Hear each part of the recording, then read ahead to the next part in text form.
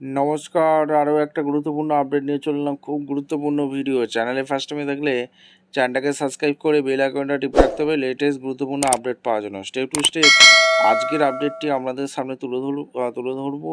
আজকে কথা বলবো যে সমস্ত চুক্তিভিত্তিক কর্মীদের নিয়ে কথা বলবো। সমকাজে সমবেতন, অর্থাৎ এটা কি হতে যাচ্ছে? স্থায়ীকরণ কি হতে চলেছে? চুক্তিভিত্তিক কর্মীদের কি সুখবর আসতে চলেছে? অফিসিয়ালি একটা নোটিশ প্রকাশিত হয়েছে, কী সেই নোটিশে বলা আছে সেটা আপনাদের সামনে তুলে ধরবো এক এক করে, step two step.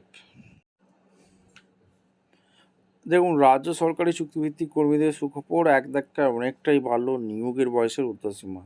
Group C ও গ্রুপ ডি পদের আবেদনের সুযোগ এবার ৪৫ বছর পর্যন্ত অর্থ দপ্তরে নয়া বিজ্ঞপ্তিতে স্বস্তিতে চাকরি প্রার্থীরা। ঠিক আছে, আর একটা জিনিস কি বলছে, রাজ্যের চাকরি প্রার্থীদের জন্য এক অভাবনীয় সুখবর। এবার রাজ্যে সরকারি চাকরিতে নিয়োগের বয়সের ঊর্ধ্বসীমা এক ধাক্কায় অনেকটাই বাড়িয়ে দিল নবান্ন। দীর্ঘদিন ধরে যারা বয়সের কারণে সরকারি চাকরির পরীক্ষায় বসার সুযোগ থেকে বঞ্চিত হচ্ছিলেন, তাদের জন্য এক নতুন আশার আলো নিয়ে এলো রাজ্য সরকারের অর্থ দপ্তরের এই সাম্প্রতিক বিজ্ঞপ্তি। গত ১৬ই মে তারিখে জারি করা এই নির্দেশিকায় রাজ্যের লক্ষ লক্ষ চাকরি প্রার্থীর মুখে হাসি পড়েছে।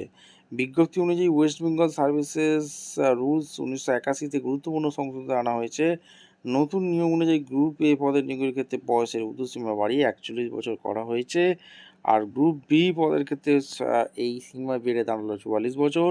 আর সবচেয়ে বড় চমকটি রয়েছে গ্রুপ সি এবং গ্রুপ ডি পদের ক্ষেত্রে, যেখানে চাকরি প্রার্থীরা এবার ৪৫ বছর পর্যন্ত আবেদন সুযোগ পাবেন। রাজ্যের বিভিন্ন লোকাল অথরিটি সংবলিত সংস্থার নিয়োগের ক্ষেত্রে এই ৪৫ বছর নিয়মটি প্রযোজ্য হবে বলে জানানো হয়েছে। বিজ্ঞপ্তিতে এও স্পষ্ট করা হয়েছে যে এই নতুন নিয়মটি গত ১১ই মে থেকেই কার্যকর বলে ধরে নেওয়া হবে। এছাড়াও রাজ্যে কর্মরত প্রায় ৪ লক্ষ অধিক চুক্তিভিত্তিক কর্মীদের জন্য নতুন গঠিত